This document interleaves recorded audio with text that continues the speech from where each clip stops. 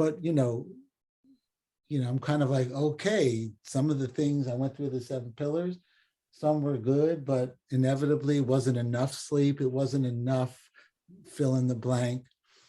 I'm not enlightened, but the question is, so what are your tips for seeding and where you find that you need that? So, thank you for asking that, Steve. That's great. So, once we find out, right, we have taken the ownership, right? You took probably the ownership of writing this down and you see that.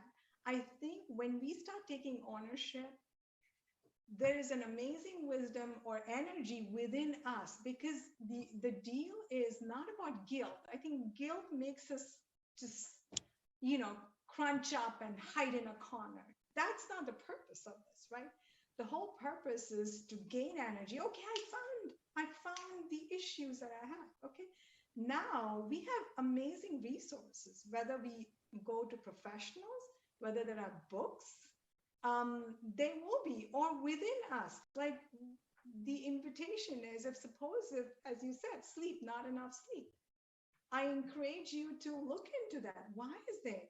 Dig deeper, right? As you dig deeper and deeper, you may be able to fertile that particular pillar with all their practices. Now we may have to work on our choices, right? At the end, everything comes to choices. It's very hard. Even for somebody like me who is an MBSR teacher as well as a lifestyle coach. Yes, it does become so, but with continuous practice, with continuous honesty, the answers will come racing to you. Is the way I like to answer. Because if the answers come from you, they are powerful.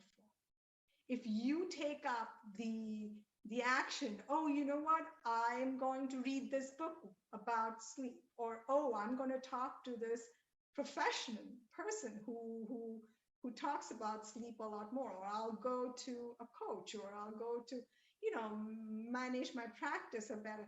There are different ways to probably address it. So that's how I like to um, give. If you're asking particularly do this, it my solution may not work because it has to come from you more.